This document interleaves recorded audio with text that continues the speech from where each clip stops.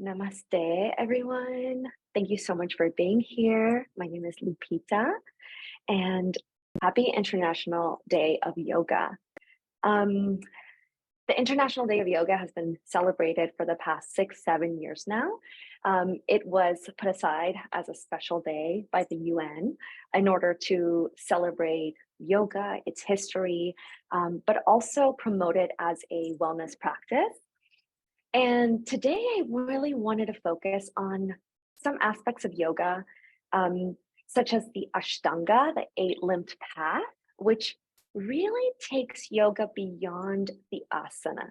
So the asana, it stands for the physical poses or the physical exercise movement of yoga. And that's really what we know mostly about yoga today. That's the popular image of yoga and the popular definition amongst mostly in the West. It's that it's a physical practice. But what's very interesting is that yoga started, or its roots are most prominent in India and the Indus Valley, which is like northern India, Pakistan, and modern day India, and it has a lot of it has a wider breadth than just the physical poses.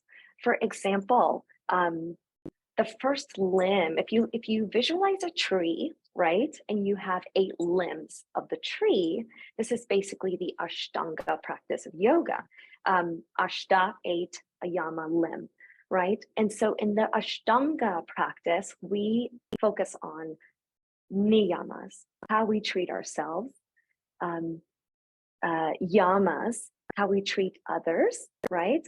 We focus on the asana, of course, that's one of the practices, the physical practice. We focus on pranayama, dharana, dhyana, pratyahara, and samadhi. And so these are just different elements of the yoga practice that you can culminate and you can work on that can really take you through a journey of well-being in your body, and connection, really. Because what yoga, when it was first transcribed, it was found to be one of the words in the Vedas, which are scriptures that are over 5,000 years old that were found in the Indus Valley, Rig Veda being the oldest one. And yoj was one of the words that was used in these scriptures. And it really means to yoke, to connect, to unite. And so today, during our practice, I want us to practice connection. I want us to practice inclusivity, especially because International Day of Yoga falls during the week of Juneteenth, which is all about inclusivity, all about fighting for equality.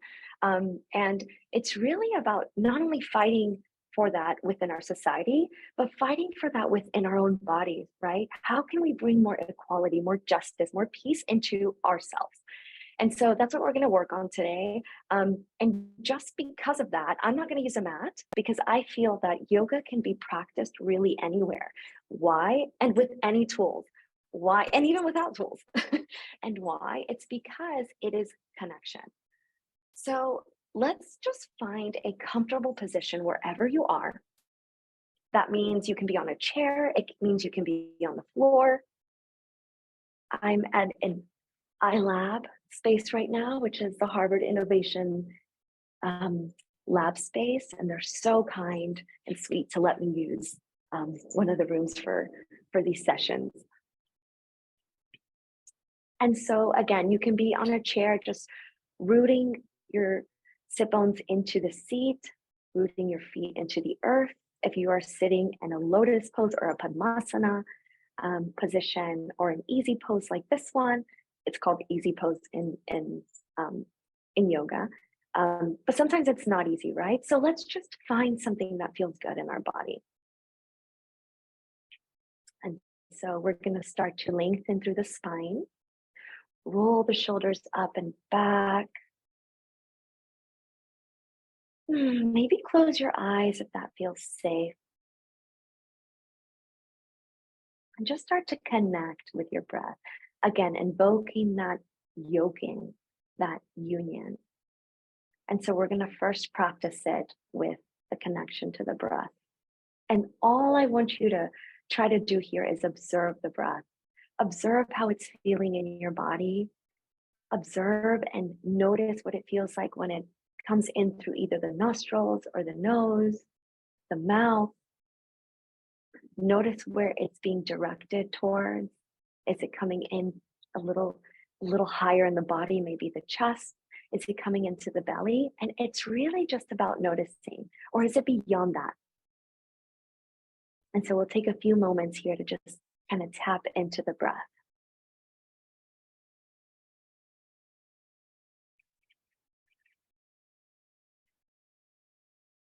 And as you're doing this, think about relaxing your arms, maybe on the thighs, maybe one palm on top of the other.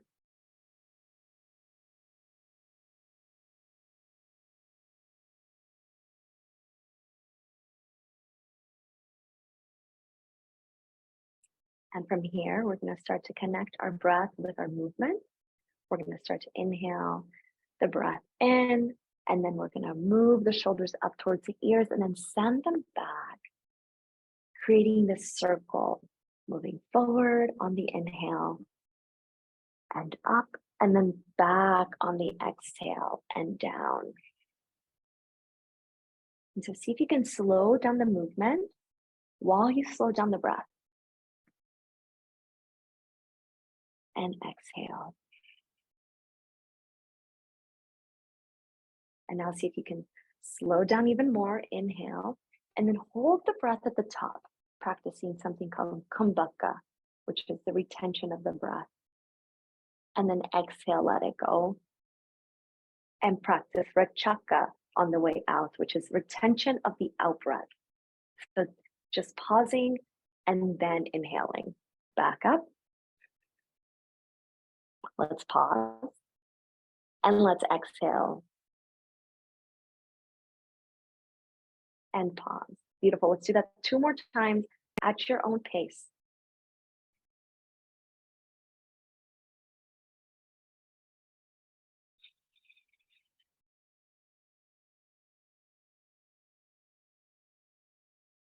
And so in that tree, if we visualize that same tree, the third limb of that tree is actually pranayam, which is that breath control or the breath technique. And so we're going to now focus on an intention. And this is where that first limb, where most of our values come in. Ahimsa is the first part of that first limb of the niyamas. Ahimsa stands for nonviolence. And it's not only nonviolence, meaning you're vegetarian or you choose to not hurt things, or you choose, you could practice nonviolence in so many ways, right? But I think the most important thing in practicing in a space is not being violent to yourself, right? And so how can we connect that aspect? It's not just not being violent to others, because I feel like when we're not violent to ourselves, that makes us feel so rooted, so supported, so grounded within our bodies that we don't want to be violent to anyone else, right? And so it starts within. And so let's bring that concept into our practice today.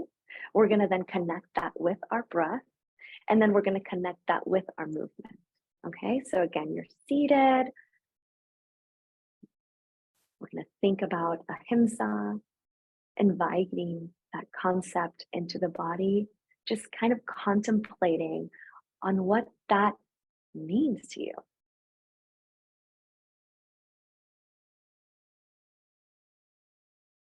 And as you do this, we're going to connect it all with the breath. We're going to inhale the arms up towards the sky. And we're going to reach towards the ahimsa. Imagine it's up here. We're going to bring our hands to touch, bring the hands to the heart space. Interlace the fingertips, send them downward. Inhale, arms back up to the sky in this fashion. Exhale, bringing the palms to touch, bring the hands back down to the heart. And so imagine you're moving through that nonviolence, kind of weaving it into your practice. Exhale, bringing the hands to your heart. Let's do that one more time. Deep breath in. Reaching for it. Exhale, bring the hands to the heart and bowing chin to chest. Sending the chin down towards the chest, getting that nice length in the back of the neck. And then bringing the hands down. We're doing a little bit more movement now, sending the throat up to the sky.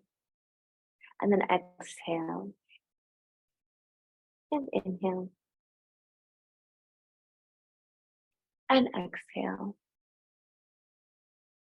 And then again, continuing this movement while thinking about ahimsa, while thinking about being kind and supportive to your body, while connecting it with the breath.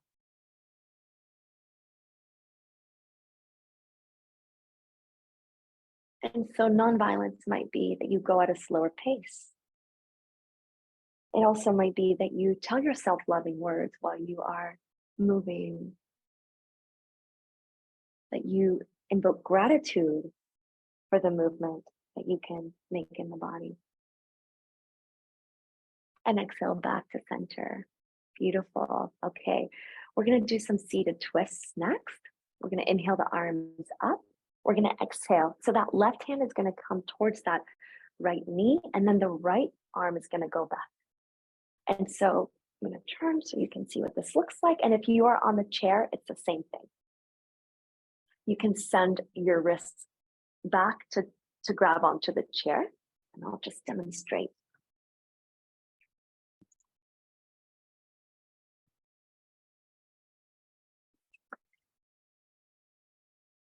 So you're gonna either hold on to the back of the chair. Wherever you are, you want to make sure that the sit bones are grounded into either the seat or the earth. And then you're sending your chin back towards that right shoulder and your gaze towards the back. And so at the beginning of the practice, we had a request for some focus. And in Sanskrit, drishti is a point of focus. So see if with your gaze, you can set a drishti, set a point of focus behind you. And here, with the connection to your breath, with connection to the steady posture, with the ability to feel the breath as it inhale into the belly, exhale out of the belly, you're able to unite these concepts and also focus on this point behind you. And so now we start really practicing yoga by really connecting everything we're experiencing. Beautiful. Let's let that go very gracefully back to center. You're just going to feel this expansion on the right side. That's usually the intercostal muscles expanding, the rib cage kind of getting some movement. This is so important because we breathe in to the lungs. And so we want the lungs to be able to have space to breathe. Okay, let's move to the other side. So I'll show you what this view looks like. We're going to inhale the arms up. Exhale, that right hand comes over to that left thigh or left knee, and we're going to send the left arm or left hand back. And then again, you can either set a drishti, a point of focus,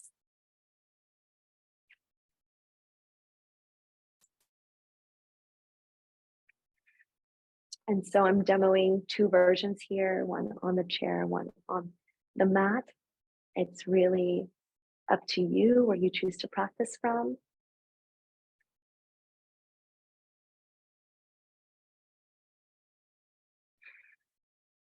And feel free to press your arm or your hand into whatever's behind you to give you some space through the spine.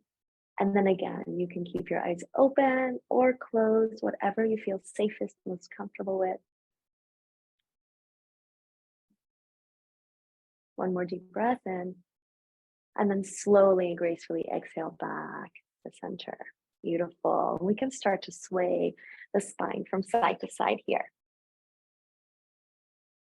Getting a little bit of imbibition in the spine. This is the way that the spine gets fed with nutrients, that expansion and contraction of the vertebrate disc. Beautiful. Okay, so now we're going to come into titili or butterfly, getting a little bit deeper into the hips. We're going to bring the soles of the feet to touch. If you're on a chair, you're also widening the knees out and bringing the soles of the feet to touch. And what you want to focus on here is bringing the heart forward. So guiding with the heart, right, towards the front of the room, keeping your spine lengthened, long, sending the crown of the head up to that top corner of the room. And if you are on the floor, here you are, you're going to send yourself forward and your knees are going to try to come up, okay? Can you actively try to send the knees down? And again, invite your breath and ahimsa or nonviolence into this pose. And so how can we practice that? Maybe it's by listening to our body. Maybe it's by sending our feet forward a little bit more so that we can get a little bit more comfortable. Right? Sage Patanjali, he was the sage that wrote the Yoga Sutras. And what he said was Sthiram Sukham Asana, which means that pose which is steady, active, yet comfortable. So in reality, when yoga was written about thousands of years ago, they really only found 12 poses that people were doing. And so this was one of them. And of course, that element of steadiness, of comfort is crucial for the practice.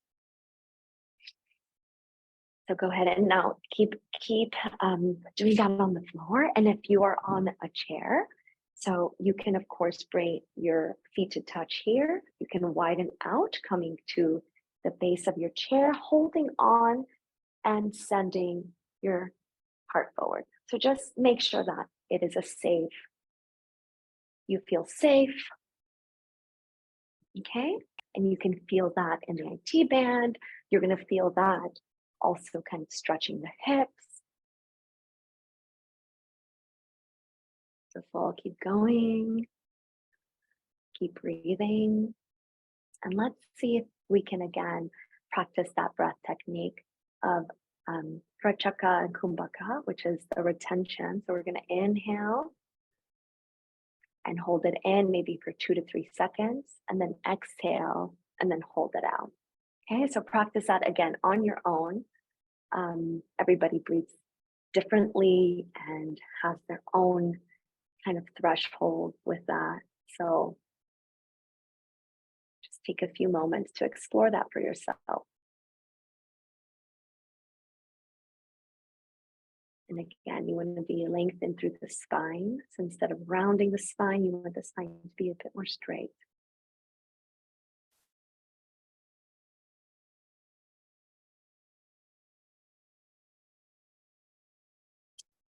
And then gently and gracefully come up.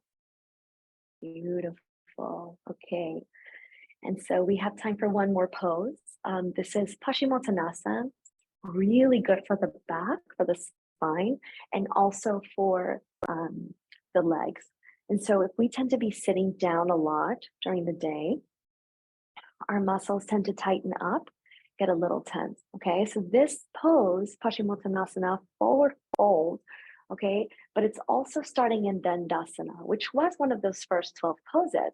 Dandasana known as staff pose because it holds you upright. It's also a pose where you can be very steady, very comfortable. You can also lean up against a wall in order to do this. If you're practicing on your chair, you can just send your legs forward with your heels on the earth in a comfortable position. Beautiful. And so we're going to inhale the arms up to the sky. Keeping the back long, we're going to send our heart forward. And so we're going to stop, again, listening to our body, practicing just one of the many elements of yoga, ahimsa. Is maybe that's a form of it. It's listening, right? One guru of mine once told me, listen to your body's whispers so you don't have to hear it scream. And I thought that was so wise because so often we go against our boundaries, or we overstep our own boundaries in order to, I don't know, there's so many things right? That we try to do when we do that. But um, it's a very, very good reminder of listening, of nonviolence, of ahimsa. And then gently, you're going to just move and nudge yourself a little bit more forward each time. And when you feel ready, you're just going to send your hands down to grab onto something, whether it's the thighs or the knees or just your leggings, whatever you're wearing. And you're going to send yourself down. You're going to pull yourself very gently as you pull the elbows back. And we're breathing. And you should feel it here in the back of the legs.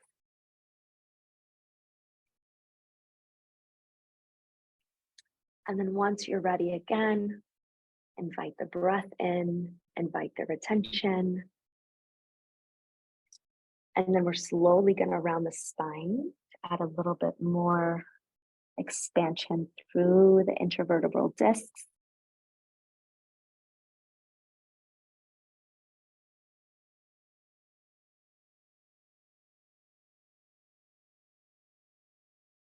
And again, we're inviting our breath.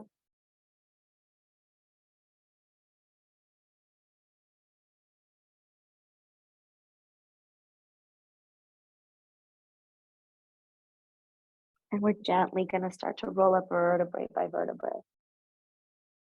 And we're going to shake it out. Beautiful. Okay. And so, because this is a 30-minute practice, we don't have a lot of time to do a full flow every time. But what I wanted to focus on today was that element of connection. So then you can take this home and really practice off the mat or into your life by connecting different elements of your life, because that's what really yoga is about. It's about this connection, right? And so we're gonna seal our practice with a pranayam, another breath technique. So similar to the retention and the letting go of the breath, and also the retention on the way out. This is another breath technique that you can do that really helps calm down the nervous system, helps activate, induce relaxation, and is just an overall relaxer. And so we're going to start by just putting our right thumb over the right nostril. Okay, and just very gentle. And we're going to inhale into the left nostril. And then we're going to close with our pinky, the left nostril, and breathe out through the right. Beautiful. And if you find yourself stuffed up or not able to do that, you can practice just mindful breathing in and out through the mouth. Or if sometimes what really helps is to make a fist under the underarms and squeeze. And usually, because of the connection to the nose and the nasal passageway through the lymphatic system, it'll help kind of drain out. And so if you do this, probably in a few moments, you'll be able to breathe, unless there's a viral infection or something like that. And so again, we're gonna, whenever you're ready, come back into this. We're gonna inhale into one, exhale out the other, and then inhale into that one. Exhale on the other side.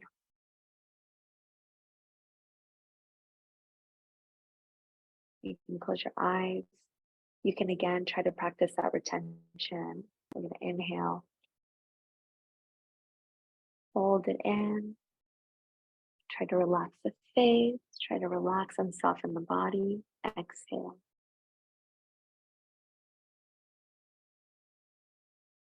Inhale. Retain. And exhale. One more deep breath in through the left. We're going to retain. And we're going to exhale. Beautiful. You can sit here in contemplation.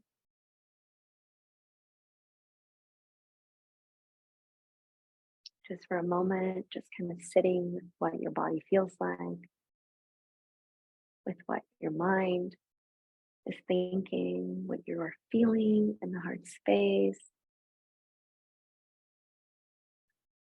And this is a space really to just sit and observe, not really holding on or attaching to any one thing, but really just observing,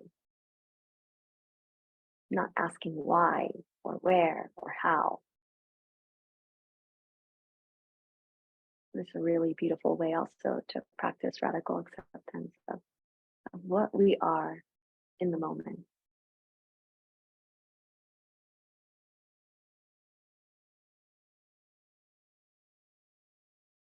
And just slowing down the breath, normalizing the breath. Let's reach the arms back up high. Grab our intention one more time and then bring it into our heart space. And namaste. Thank you all so much for practicing with me today. I think I'll be doing a podcast soon with Kimya. We will be posting that, and we'll go into many more things about yoga philosophy. We will go into different limbs of the yoga practice and explaining each one. Of course, there's so many. We could only touch on one of the sublimbs today, which is ahimsa, but there's asteya, which is non-stealing. There's satya, which is telling the truth. Brahmacharya, conservation of energy. Parigraha, non-greed. And that's just one limb, and each one can be broken down into so much more beyond what we can even fathom. So that's when you start to say, wow, the yoga philosophy is really something way beyond poses. It's really a lifestyle, and very similar to the noble truths or the eightfold path in Buddhism. And so it's really incredible, and I'm really happy. Again, look out for the link for the podcast, and I'm delighted to share with you once more. Thank you.